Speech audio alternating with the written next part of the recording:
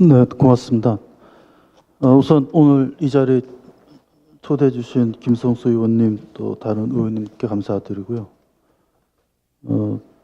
이 원고를 제가 초고라고 했는데 뭐 여전히 초고고 어제 한 번 더 들여다봤습니다만 또 여전히 또 고칠 부분이 많이 있었고요.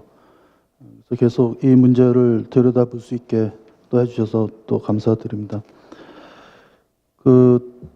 이 프로파일링 저희 세미나 시작하기 전에 저 김성수 의원님께서 이 프로파일링 우리말로 도대체 적당한 용어가 없겠느냐라고도 문제제기를 하셨는데 이게 좀 사실 마땅치 않습니다. 그래서 혹시 나중에라도 여러분들께서 좀 좋은 용어가 있다 생각하시면 좀 주시면 좋겠습니다. 일단은 프로파일링이라고 하겠습니다. 그 GDPR 이전에 1995년 EU 지침 아직까지는 발효 중이죠. 내년 이제 5월까지 발효가 될 텐데, 그러니까 효력이 있는데 그 95년 지침에는 프로파일링이라는 용어 자체는 없고 그런 점에서 이 GDPR에 처음 등장하는 이제 그런 개념입니다. 이제 그렇지만은 이 프로파일링 자체는 소위 말하는 그 개인정보의 자동화된 처리를 하나이기 때문에 또 어떻게 보면은 뭐 또 별다른 건 또 아닐 수 있다라고도 볼 수 있겠습니다. 그럼에도 불구하고 이제 뭐 AI다 또 로봇 등등 지금 이 최첨단 시대에서 이 프로파일링에만 의존한 그러한 개인정보 처리 그로 인한 그에 따른 의사결정에 의해서 그 정보 주체인 개인이 피해를 볼 수 있다라는 점을 EU가 착안을 하고 그 부분에 대해서 새롭게 규정을 한 겁니다. 또 프로파일링이 무엇인지라는 개념 정의도 새롭게 한 것입니다. 그래서 그 부분들을 이제 나중에 말씀을 드리고요. 그 전에 이 GDPR에 대해서 잠깐 좀 설명을 좀 드렸으면 좋겠습니다. 이 이제 1995년 지침도 그렇고 이 GDPR도 그렇고 잘 아시는 대로 이 개인정보 보호에 대해서는 소위 미국식과 유럽식의 접근 방법이 대치하고 있다라고 볼 수 있는데 개인정보 보호 차원에서 본다면은 이 EU가 보다 더 적극적이고 또 보다 더 선진적이다라고 볼 수 있습니다.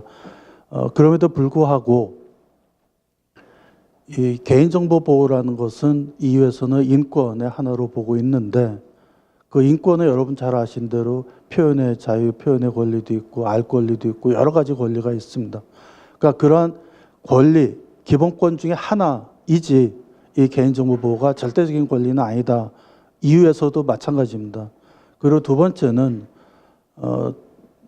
제가 이제 오늘 그 세미나 주제에 프로파일링의 규제라고 프로파일링 규제를 중심으로 되어 있는데 근데 또 마침 또 김성수 의원님께서는 정보 주체와 사용자, 처리자 사이의 균형이 필요하고 어느 수준에서의 균형을 맞춰야 되겠다라고 지적해 주신 것과 마찬가지로 이 GDPR이 정보 주체 보호를 위해서 보다 적극적으로 95년 지침보다 발전됐다고 볼 수는 있지만 그렇다고 해서 개인정보를 이용하는 처리자, 소위 말하는 사업자, 기업에게 부담만 주고 있는 것은 아니다.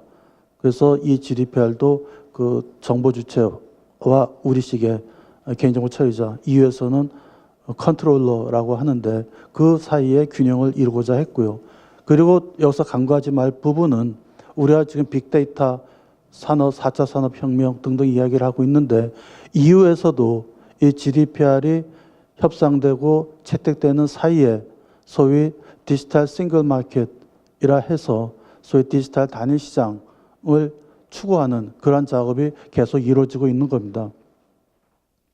그래서 이 EU조차도 한편에 개인정보 보호를 강화하는 또는 정보 주체에게 개인정보 자유결정권을 강화하는 그러한 작업을 하면서도 동시에 EU 내에서의 소위 디지털 경제의 어떤 그 이익의 극대화를 위한 그런 작업을 같이 하고 있기 때문에 그 점에서 보더라도 개인정보 보호와 이 디지털 산업과의 균형을 이루고자 하고 있는 겁니다. 그래서 그러한 전제에서 오늘 프로파일링에 관한 GDPR의 규정을 좀 설명을 드리겠습니다.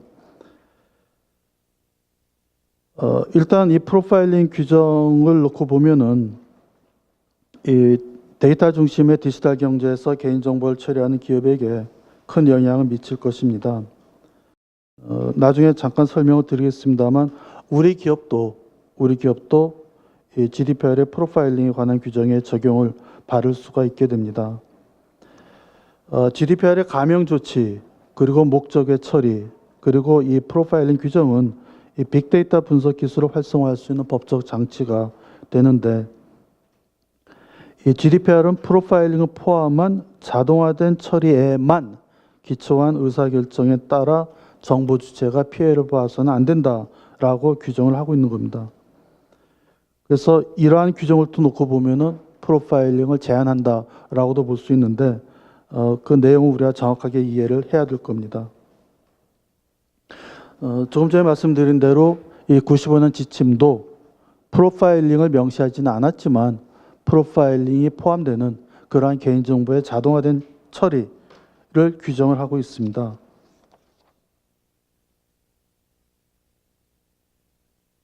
그런데 이제 이 95년 지침이 채택된 이후 20여 년 시간이 지나면서 이 인터넷, 그리고 또 뭐 지금 사물 인터넷까지 그런 과학기술이 발전하면서 이 프로파일링이 큰 이슈가 되면서 GDPR에 이 프로파일링에 관한 자세한 규정이 마련된 것입니다.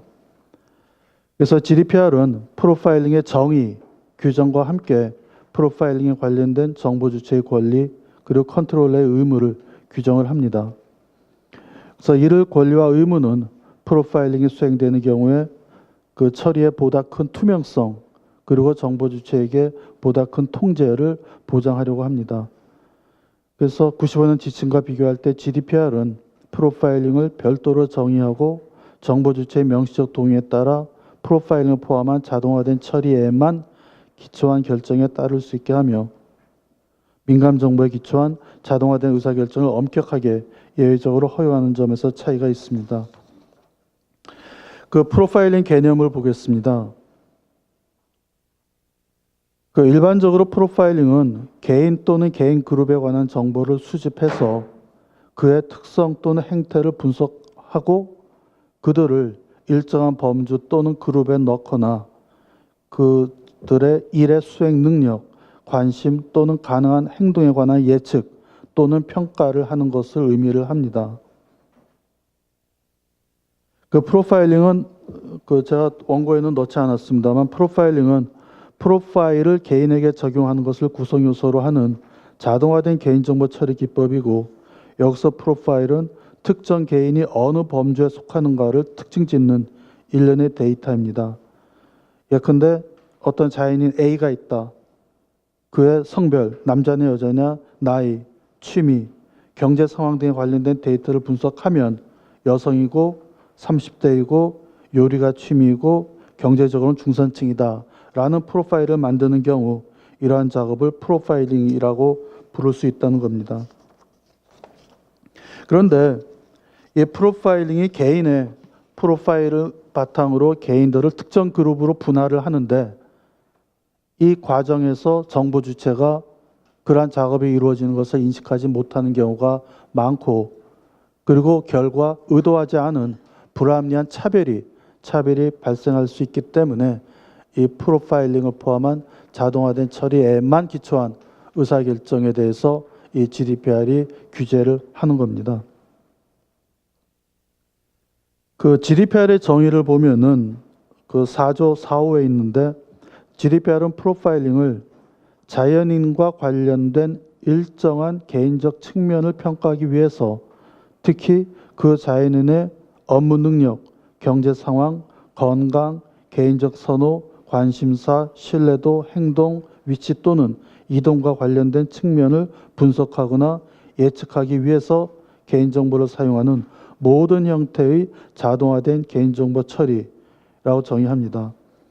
그래서 이 프로파일링의 그 세 가지 그 구성 요소를 볼 수 있는데, 하나는 자동화된 처리이고, 두 번째는 개인정보에 대한 것이고, 세 번째는 이 자연인에 관한 개인적 측면의 평가, 특히 분석 또는 예측을 목적으로 한다라는 그 구성 요소를 가집니다.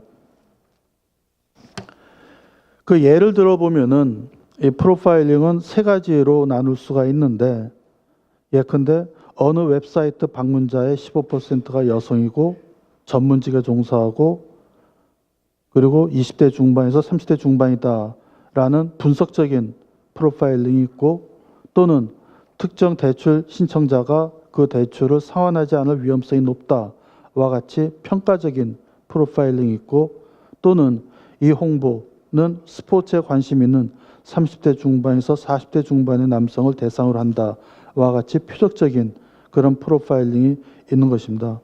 그래서 결국 프로파일링은 그러한 개인정보를 처리해서 그러한 개인정보 주체, 정보 주체 또는 자연인이 어떤 부류의 사람인지 또는 어떻게 행동할 것인지를 확인하는 그러한 작업이라고 볼 수 있습니다. 그런데 이 GDPR도 어찌 보면은 이 프로파일링에 관해서 약간의 좀 혼동은 아니지만은 그 프로파일링에 관해서 22조가 이 GDPR에서 프로파일링에 관한 이제 기본 규정이 될 수 있는데, 그 제목을 보면은 그 앞에 박스에 나와 있습니다만 22조가 프로파일링을 포함한 자동화된 개별 의사결정이라고 되어 있는데, 사실은 프로파일 이렇게 보면은 제목만 놓고 보면은 프로파일링이 의사결정, 디시전 메이킹이다라고 볼 수 있지만은 프로파일링은 의사결정 그 자체는 아닌 것입니다. 그래서 내용을 보면은 프로파일링은 그러한 의사결정을 위한 자동화된 처리이지 그 결정은 아닌 것이거든요. 그러니까 그렇게 보면은 뭐 좀 감히 말씀드리면은 이 제목을 놓고 보면은 약간의 좀 혼동을 줄 수 있을 정도로 이유가 혼동하고 있다라고 제가 애써 강조하는 건 아니지만은 이제 그러한 혼란을 줄 여지는 있다고 보는 것입니다. 그래서 거듭 말씀드립니다만 프로파일링은 그 자체가 의사결정은 아니고 그 의사결정이 이루어질 수 있게 하는 그러한 개인정보의 자동화된 처리이다라는 겁니다. 아까 제가 우리 기업도 이 프로파일링에 관한 GDPR의 규정에 적용을 받을 수 있다라고 이제 말씀을 드렸는데, 이 부분은 좀 자세히 좀 주의 있게 설명을 들으셔야 될 겁니다. 이 역외 적용의 문제인데요. 95년 지침도 역외 적용 규정이 있고, 그래서 다만 좀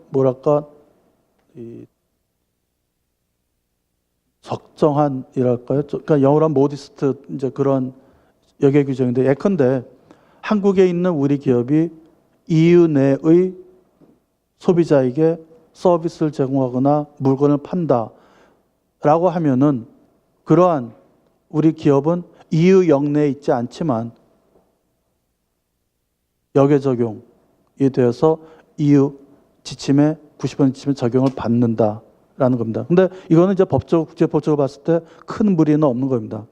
그런데 이 GDPR은 그것보다 한술 더 떠서 직접 EU 내의 개인에게, 예컨대 우리 한국 기업이 서비스나 물건을 제공하지 않더라도 EU 내의 개인의 활동을, 인터넷에서의 활동을 모니터링 한다라고 하면은 그 모니터링을 하는 한국 기업 또 이 GDPR에 적용을 받는 거고, 그 모니터링이 뭐냐? 인터넷에서 모니터링 한다는 얘기는 자동화된 처리, 프로파일링이라는 얘기입니다. 그래서 그 GDPR의 역외 적용에 관한 3조 규정에 이 모니터링을 하는 역외의, 예컨대 한국에 있는 기업에게 GDPR이 역외 적용되는데, 그 모니터링이 무엇이냐에 대해서 그 리사이틀 24항에 보면은 그 모니터링은 프로파일링으로 구성된다라고 규정이 되어 있는 겁니다.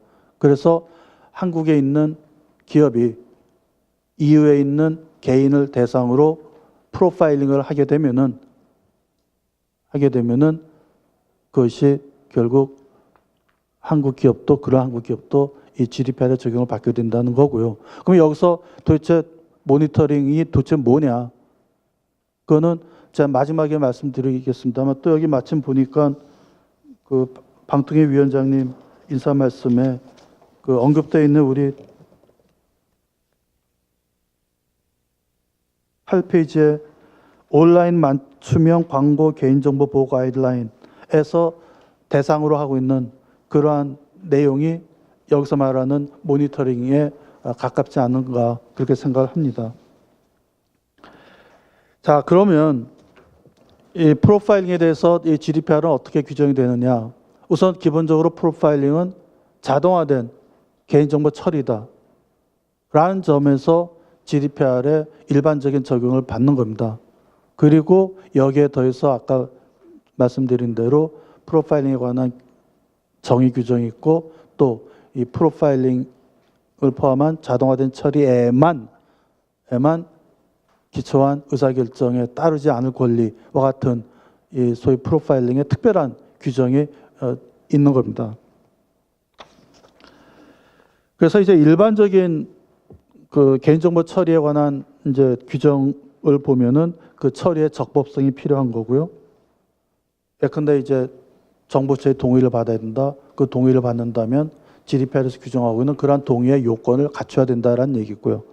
그 다음에 이제 처리의 투명성인데 이 처리의 투명성 관련해서 이 뭐 혹자는 EU가 한국의 개인정보보호법을 배웠다라는 이야기도 있습니다만 이 무슨 말씀이냐면은 그 컨트롤러는 정보 주체에게 이 정보 주체의 개인정보를 처리하고 있는 것에 관한 정보를 제공을 해야 됩니다. 그래야 정보 주체가 내 정보가 처리되고 있다라는 것을 알 수 있게 하는 그런 점에서 개인정보 처리의 투명성을 보장하려고 하는 거죠. 또 거기에 더해서 정보 주체는 컨트롤러, 개인정보 처리자에게 도대체 나에 관한 무슨 개인정보가 처리되고 있느냐를 알고 싶다라는 소위 접근권을 또 규정을 하고 있습니다. 그런데 이러한 컨트롤러가 정보 주체에게 제공해야 될 정보 또 정보 주체가 알고자 하는, 접근하고자 하는 그러한 정보, 이 정보 안에 이 프로파일링에 관한 정보가 포함되어 있는 겁니다. 그러니까 그런 점에서 이 프로파일링에 관한 그 투명성을 GDPR은 보장을 하려고 하는 겁니다. 근데 그렇다고 해서 정보 주체가 그래 나에 관한 개인정보를 네가 프로파일링을 통해서 다시 말해 자동화된 처리를 통해서 하고 있지. 나 좀 알고 싶다. 그래서 저는 솔직히 제가 뭐 피상적으로 알고 있는 부분입니다만 근데 뭐 알고리즘이다. 그 알고리즘 도대체 어떤 알고리즘이야? 그것 좀 내놔봐. 라고 요구할 수 있느냐? 그건 아니라는 거죠. 그러니까 이런 점에서 정보 주체와 그 개인정보를 처리하는 사업자 사이에 이익의 균형이 이루어지고 있는 겁니다. 그래서 이 정보 주체에게 이러한 그 투명성을 보장하지만 그럼에도 불구하고 영업비밀이나 지재권, 특히 소프트웨어를 보호하는 저작권을 포함한 다른 자들의 권리나 자유에는 부정적인 영향을 미치지 않는다라고 그 GDPR 리사이틀 그 상설 63항에 명시가 되고 있는 겁니다. 그래서 이 프로파일링과 관련된 그 로직을 실행하는 알고리즘의 세부 사항은 정보 주체에게 공개되지 않는다. 그러니까 이런 점에서 균형이 이루어지고 있는 거고요. 세 번째는 그 이제 정보 주체가 일반적으로 그 자신에 관한 개인정보의 처리에 반대할 권리가 있는데 그러한 그 반대의 대상이 되는 그 개인정보 처리에 이 프로파일링이 명시가 되어 있습니다. 그리고 또 직접 마케팅의 경우에도 이 프로파일링에 대해서 정보 주체가 반대할 권리가 있습니다. 그래서 이제 이러한 부분들은 어떻게 보면은 프로파일링을 명시는 하고 있지만 그 일반적인 개인정보 처리에 관한 그 GDPR의 규정이 적용되는 것이고요. 이제 지금부터 이제 설명드릴 한두 가지는 이제 프로파일의 특정적인 GDPR의 규정입니다. 그 22조입니다. 그 정보 주체는 자신에 관한 법적 효력을 주거나 자신에게 유사하게 중대한 영향을 미치는, 제가 직역을 합니다. 미치는 프로파일링을 포함한 자동화된 처리에만 기초한 결정에 따르지 않을 권리를 가진다. 여기서 이제 중요한 포인트는 그렇게 프로파일링을 포함한 자동화된 처리에만, 이제 영어로 solely에만 기초한 결정에 따르지 않을 권리를 가지는 것인데, 근데 이제 뭐 보통 이제 법이 그러듯이 여기서도 도대체 무엇이 법적 효력이냐, 무엇이 유사하게 중대하게 영향을 미치는 그런 것이냐에 대한 정의는 없습니다. 정의는 없는데 그 리사이틀 71항을 보면은 71항에 예가 나와 있습니다. 이게 도대체 뭐냐? 인간의 개입 없이 사람이 개입하지 않고 온라인 신용거래 신청이나 또 전자적 채용에 있어서 자동적으로 거절하는 것이 인간의 개입 없이 자동적으로 대출 신청 거절하고 자동적으로 채용 신청을 거절하는 것이 여기서 말하는 자동화된 처리에만 근거한 의사결정이라는 겁니다. 여기에 대해서는 정보 주체가 반대할 수 있다라고 22조에 명시가 되어 있는 겁니다.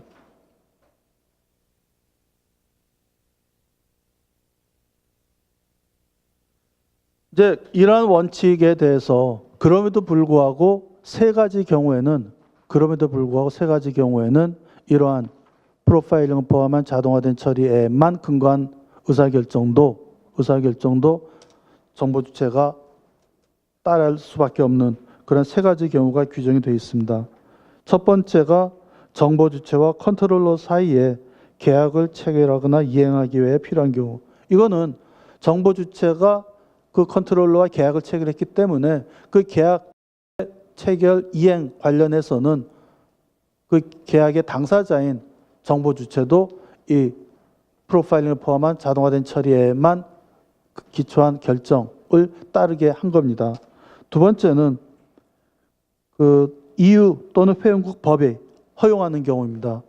예컨대 그 사기, 기망 또는 탈세 감시 예방 목적, 그리고 서비스의 안전과 신뢰성을 보장할 그러한 목적의 의사결정인 경우에는 그거는 법이 허용하고 지켜보고 있기 때문에 그런 경우에도 이 프로파일링을 포함한 자동화된 처리에만 기초한 의사결정이라 하더라도 정보 주체가 따르도록 예외를 두고 있는 겁니다. 세 번째는 정보 주체가 명시적인 동의를 주면은 그거는 정보 주체가 그래 나 뭐 수용하겠다라는 것이기 때문에 그 경우에도 이 프로파일링을 포함한 자동화된 처리에만 기초한 의사결정을 따를 수 있게 하는 겁니다.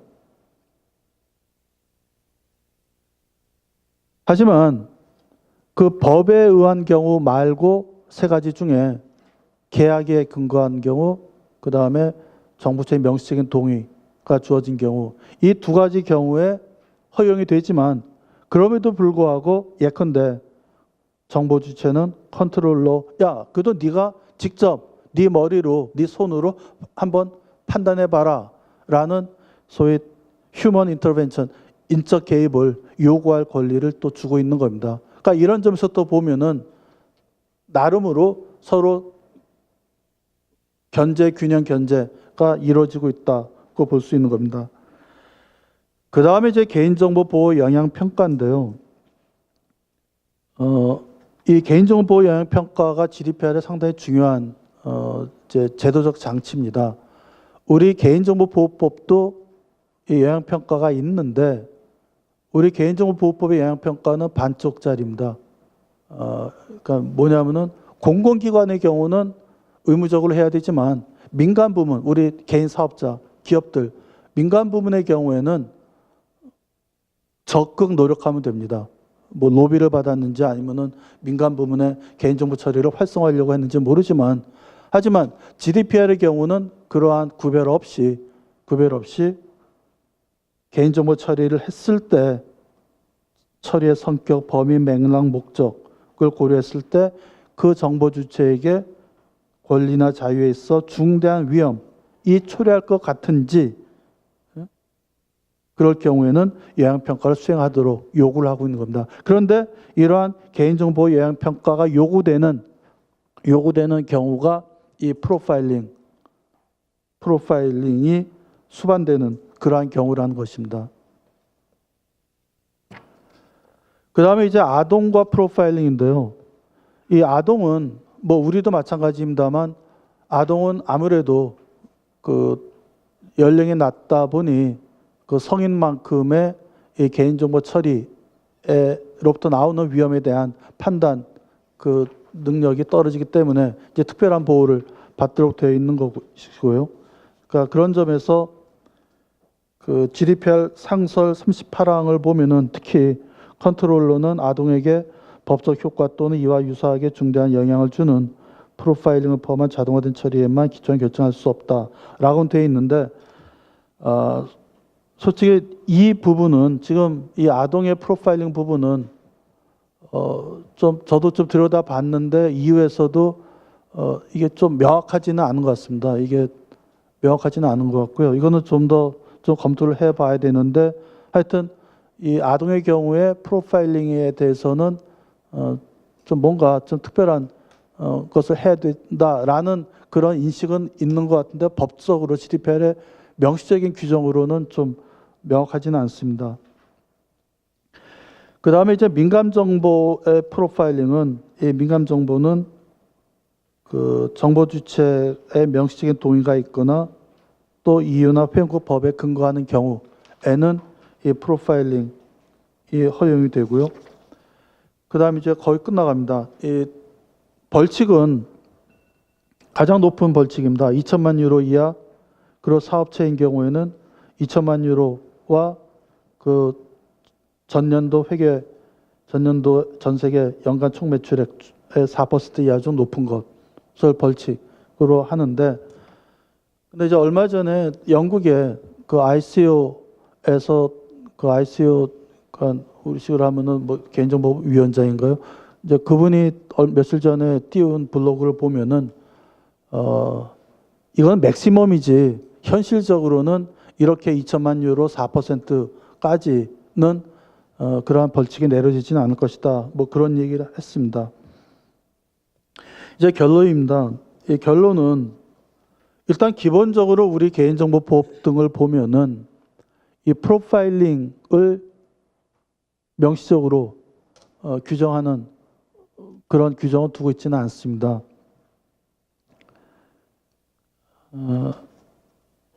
이제 그럼에도 불구하고 이 프로파일링을 포함한 자동화된 개인정보 처리를 염두에 둔 그런 규정은 좀 발견되는데, 제가 이미 나와드린 그 초고에는 넣지는 않았고요. 개인정보보호법 30조, 정통망법 27조의 2를 보시면은 그 인터넷 접속 정보 파일 등 개인정보를 자동으로 수집하는 장치의 설치 운영 및 그 거부에 관한 사항을 개인정보 처리 방침에 넣도록 규정하고 있는데, 이 개인정보를 자동으로 수집하는 장치의 설치 운영, 이 부분이 이 프로파일링에 관련될 수 있지 않을까. 그리고 정통망법 22조의 2항을 보면은 정보통신 서비스 제공자에게 서비스를 제공하기 위해서 이용자의 이동통신 단말장치 내에 저장되어 있는 정보에 대해서 접근할 수 있는 권한이 필요한 경우 이용자가 명확하게 인지할 수 있도록 알리고 이용자의 동의를 받도록 하고, 또 22조 2항은 망법 22조 2항은 정보통신 서비스 제공자로 하여금 정보통신 서비스 제공에 관한 계약을 이행하기 위해서 필요한 개인정보로서 경제적 기술적인 사유로 통상적인 동의를 받는 것이 뚜렷하게 곤란한 경우 동의 없이 이용자의 개인정보 수집 이용할 수 있도록 하는데, 이것도 어떻게 보면 프로파일링과 관련될 수 있지 않을까. 근데 이것보다는 금년도 2월에 방통위하고 키사가 그 온라인 맞춤형 광고 개인정보 보호 가이드라인을 발간을 했습니다. 이제 여기서 그 온라인 맞춤형 광고가 뭐냐? 행태 정보를 처리해서 이용자의 관심, 흥미, 기호 및 성향 등을 분석 추정한 후에 이용자에게 맞춤형으로 제공하는 온라인 광고라고 정의하는데, 여기서 행태 정보는 웹사이트 방문 이력, 앱 사용 이력, 구매 및 검색 이력 등 이용자의 관심, 흥미, 기호 및 성향 등을 파악하고 분석할 수 있는 온라인상의 이용자 활동 정보를 말한다. 그러니까 이러한 행태 정보가 아까 말씀드린 EU GDPR의 여겨 적용의 근거가 되는, 새로운 근거가 되는 모니터링, 감시의 그 내용입니다. 근데 제가 이제 사실 이제 이 발제 특권을 위해서 두 가지 말씀드리면은, 아까 제가 하나 이제 빠뜨렸는데요. 그 GDPR 설명 관련해서 하나 빠뜨린 부분은 뭐냐면, GDPR의 규정은 거의 대부분 개인정보 보호입니다. 그래서 정보처는 이렇게 보호를 받아야 되고, 개인정보 처리자인 컨트롤러는 이러한 의무를 부담해야 되고, 하지만 그 GDPR의 목적 1조를 보면은 그 GDPR의 목적은 개인정보 보호와 함께 개인정보의 자유로운 이동의 보장입니다. 다시 말해 개인정보의 이용입니다.